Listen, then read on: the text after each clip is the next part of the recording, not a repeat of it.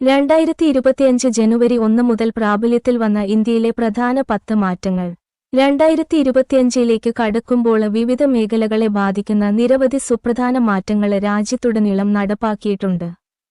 പ്രധാന അപ്ഡേറ്റുകളുടെ സംഗ്രഹം ഇതൊക്കെ. 1. LPG സിലിണ്ടർ വില കുറച്ചു. 2025 ജനുവരി 1 മുതൽ പ്രധാന നഗരങ്ങളിൽ 19 കിലോ വാണിജ്യ LPG സിലിണ്ടറുകളുടെ വില കുറഞ്ഞു. 2. കാർ വില വർധനവ്. Maruti Suzuki, Hyundai, Mahindra, BMW എന്നിവയുൾപ്പെടെ നിരവധി പ്രമുഖ വാഹന നിർമ്മാതാക്കൾ പുതുവർഷത്തിൽ കാർ വില 3% വരെ വർദ്ധിപ്പിച്ചിരുന്നു. 3. പെൻഷൻ പിൻവലിക്കൽ പ്രക്രിയയിൽ മാറ്റങ്ങൾ. പെൻഷൻകാർക്ക് അധിക പരിശോധന ആവശ്യമില്ലാതെ ഏത് ബാങ്കിൽ നിന്നും പെൻഷൻ പിൻവലിക്കാം. Employees provident fund organisation (EPFO) അംഗീകരിച്ച ഈ പുതിയ സൗകര്യം വിരമിച്ചവർക്കുള്ള പ്രക്രിയ ലളിതമാക്കുന്നു. 4. ATM വഴി PF അക്കൗണ്ട് പിൻവലിക്കൽ. പ്രൊവിഡന്റ് ഫണ്ട് (PF) അക്കൗണ്ട് ഉടമകൾക്ക് ATM കാർഡുകൾ വഴി നേരിട്ട് ഫണ്ട് പിൻവലിക്കാൻ അനുവദിക്കുന്ന ഒരു പുതിയ സവിശേഷത EPFO അവതരിപ്പിച്ചു. 5. ഫീച്ചർ ഫോൺ ഉപയോക്താക്കൾക്കുള്ള UPI പരിധി വർദ്ധിപ്പിച്ചു.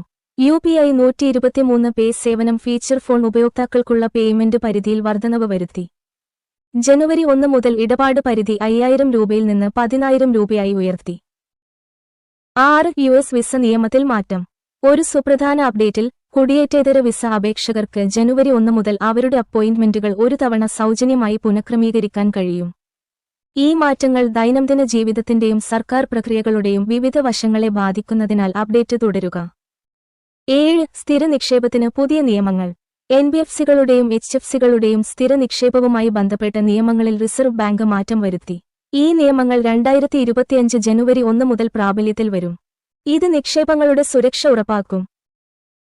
8. സെൻസെക്സ്, ബാങ്കിംഗ് ഡെറിവേറ്റീവ് കരാറുകൾക്ക് പുതിയ തീയതികൾ. 2025 ജനുവരി 1 മുതൽ സെൻസെക്സിന്റെയും ബാങ്കെക്സിന്റെയും പ്രതിവാര കരാറുകൾ വെള്ളിയാഴ്ചയ്ക്ക് പകരം എല്ലാ ചൊവ്വാഴ്ചയും അവസാനിക്കുമെന്ന് BSE അറിയിച്ചു. 9. ജനുവരിയിൽ 15 ദിവസമാണ് ബാങ്കുകൾ അടഞ്ഞുകിടന്നത്. ജനുവരിയിൽ 15 ദിവസമാണ് ബാങ്കുകൾ അടച്ചിടുക.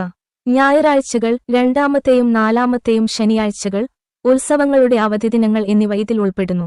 എന്നിരുന്നാലും റിസർവ് ബാങ്കിൽ നിന്നുള്ള അവധിദിനങ്ങളുടെ ഔദ്യോഗിക പട്ടിക ഇതുവരെ പുറത്തുവിട്ടിട്ടില്ല.